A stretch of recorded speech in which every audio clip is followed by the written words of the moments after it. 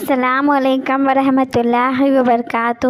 قرآن کا پیغام پارہ نمبر 21۔ آج کی ویڈیو میں ہم پارہ نمبر 21 کو اردو ترجمے سے سمجھیں گے۔ بسم اللہ الرحمن الرحیم۔ سورہ عنکبوت آیت 58۔ نیک اعمال کا بدلہ۔ جن لوگوں نے ایمان لانے کے بعد اچھے اعمال کیے اور راہ خدا میں آنے والی تکلیفوں پر صبر کیا اور ایک اللہ ہی کے ذات پر بھروسہ کیا تو اللہ سبحانہ تعالیٰ اس کے بدلے انہیں جنت میں ایسے اونچے مکانات عطا فرمائیں گے جس کے نیچے نہریں بہتی ہوں گی، اور یہ انعام چند دنوں اور مہینوں کے لیے نہیں ہوگا بلکہ ہمیشہ وہ ان مکانات میں رہیں گے، کبھی ان کو موت بھی نہیں آئے گی۔ لہٰذا آخرت کی ان دائمی نعمتوں کو حاصل کرنے کے لیے ہمیں زیادہ سے زیادہ نیک اعمال کرنے کی کوشش کرتے رہنا چاہیے۔ سورہ عنکبوت آیت 64۔ آخرت کی تیاری۔ دنیا کی زندگی کھیل تماشے کی طرح ختم ہونے والی، آخرت کی زندگی ہمیشہ رہنے والی ہے۔ اس لیے عقل مند انسان وہی ہے جو دنیا کے عیش و راحت اور اس کی رنگینیوں میں مشغول رہنے کے بجائے زیادہ سے زیادہ وقت اللہ سبحانہ تعالیٰ کی یاد،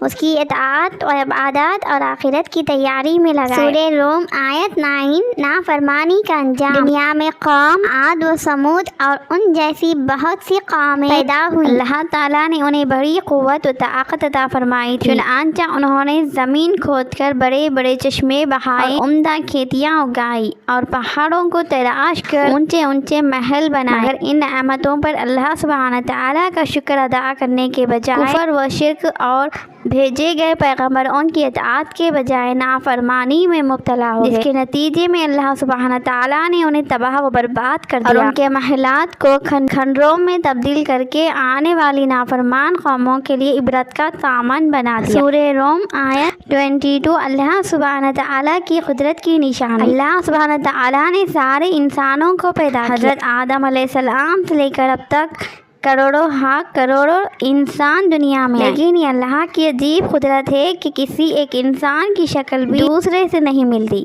یہاں تک کہ ایک ملک کے کسی انسان کی شکل بھی دوسرے ملک کے کسی انسان سے نہیں ملتی۔ اسی طرح زبان سب کے پاس ہے، ایک ہی ہے، لیکن ہر ملک، ہر علاقے اور ہر قبیلے کی بولیاں الگ الگ ہیں، اور ابتدا سے لے کر آج تک نئی صورتیں اور بولنے کے لیے نئے طریقے نکلتے چلے آئے، لیکن اللہ سبحانہ تعالیٰ کی قدرت دیکھیے، اس نے گوشت کے اس چھوٹے سے ٹکڑے میں مختلف زبانیں بولنے کی کیسی صلاحیت رکھی۔ یقیناً وہی عبادت و اطاعت کا مستحق ہے۔ 21ویں پارے میں سورہ روم آیت 28 میں اللہ سبحانہ تعالیٰ کا کوئی شریک نہیں، اس بات کا ذکر ہے۔ بے شک اللہ تعالیٰ کی ذات و صفات میں کوئی شریک نہیں۔ شرک بہت بڑا گناہ ہے جس کی سزا جہنم ہے۔ اس لیے اللہ سبحانہ تعالیٰ نے اپنے بندوں کو مثال سے سمجھایا کہ جب تم ملازم، نوکر اور خادم کو کسی بھی چیز کے استعمال میں اپنی طرح اختیار نہیں دیتے، ان کو تھوڑا مال بھی خرچ کرنے میں اپنا شریک بنانا گوارا نہیں کرتے، تو پھر یہ کیسے ممکن ہے کہ اللہ سبحانہ تعالیٰ انسان، جنات،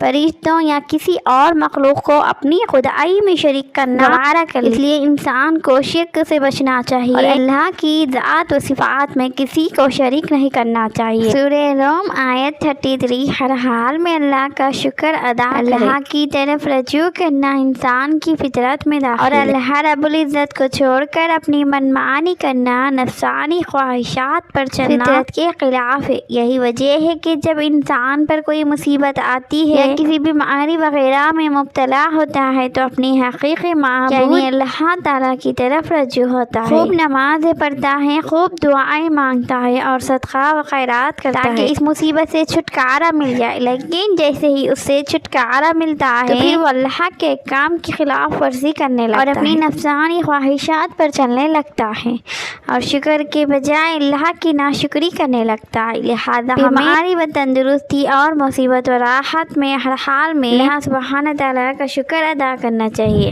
سورہ روم آیت 38۔ ضرورت مندوں کی خبر گیری۔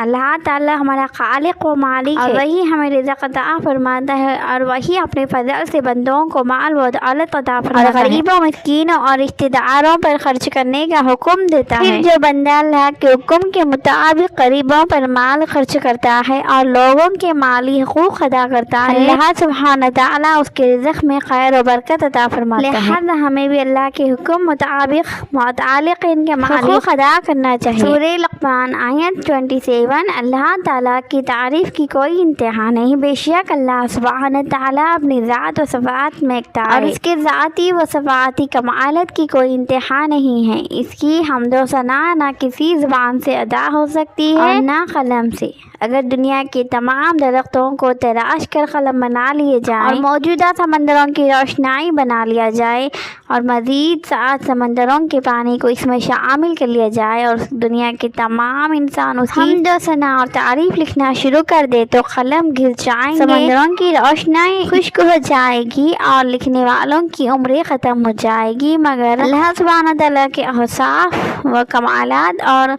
हम्द व सताइश का सिलसिला कभी ख़त्म नहीं हो सकता। सूरह लुक़मान आयत 33। क़यामत के दिन अपने पराए हो जाएंगे। क़यामत के दिन दुनिया के तमाम इंसान एक बड़े मैदान में जमा होंगे। हर शख्स को अपनी निजात की फिक्र होगी। इस हौलनाक के आलम में कोई किसी के काम नहीं आएगा, अपने पराए हो जाएंगे। न बाप बेटे के काम आएगा, ना बेटा बाप के।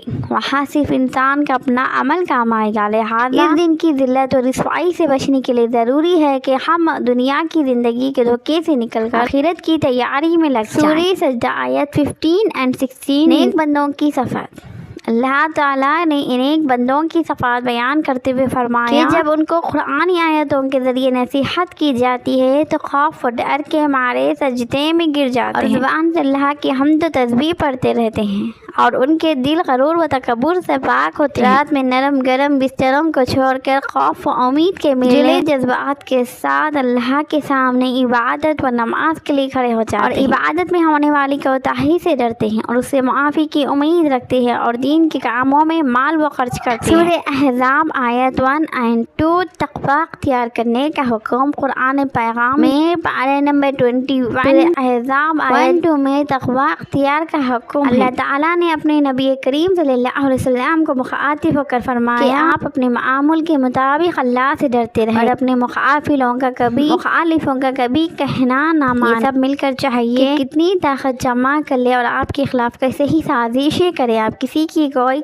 परवाह ना कीजिए और अल्लाह ताला के सिवा किसी का डर अपने पास ना आने दे। अपने रब का कहना मानिए और उसी के आगे झुकिए और उसी पर भरोसा रखिए। दुश्मनों की सारी तदबीरें खाक में मिलाकर आपको फतह और नुसरत अता फरमाएगा, क्योंकि वो सब हालात से बाखबर और हिकमत व दानाई का मालिक है। सूरह अहज़ाब आयत 2। मोमिनीन को हिदायत। तमाम मोमिनीन को हिदायत व ईमान नबूत के नूर से मिला है, इसलिए रूहानी ताकत और ईमान रिश्ते की बुनियाद पर आप सल्लल्लाहु अलैहि वसल्लम की ज़ात मोमिनीन के नज़दीक एक माँ बाप के रुतबे से भी बढ़कर है, क्योंकि माँ बाप के ज़रिए हमको दुनिया की आर्ज़ी ज़िंदगी मिली है। आप सल्लल्लाहु अलैहि वसल्लम के फैज़ व बरकत से हमें आखिरत की राहत व दायमी ज़िंदगी मिली। उम्मत आपकी बड़ी शफ़क़त व हमदर्दी और अज़ीम एहसान है। इस मोहब्बत व ताल्लुक़ का तक़ाज़ा है कि हम ज़िंदगी के हर मामले में आप सल्लल्लाहु अलैहि वसल्लम की इत्तिबा करें। सूरह अहज़ाब आयत 22। ईमान वालों की मदद। ताला फरमाते हैं पारा नंबर 21 में ईमान वालों की मदद की। अहज़ाब के मौके पर दुश्मनों ने चार तरफ से मुसलमानों को घेर लिया और फौज मुसलमानों की तरफ आने लगी तो सच्चे ईमान वालों ने फौरन समझ लिया कि अल्लाह और उसके रसूल से किए हुए वादे का पूरा करने का वक्त आ गया है। ये सोचकर उनके दिल से खौफ बिल्कुल ही जाता और वो अल्लाह की मदद के मुंतज़िर रहते हुए मुकाबले की तैयारी में लगाकर अल्लाह ताला ने उनकी मदद के लिए फरिश्तों को भेजकर उनको कामयाबी अता फरमाई। हमें ये पैगाम मिलता है कि अगर अल्लाह ताला की तरफ कोई आजमाइश आए तो उस पर पूरा उतरना चाहिए। इंशाअल्लाह हमारी आइंदा वीडियो 20 पारे को लेकर होगी। हमारे वीडियो को लाइक और चैनल को सब्सक्राइब करें। जज़ाकल्लाह।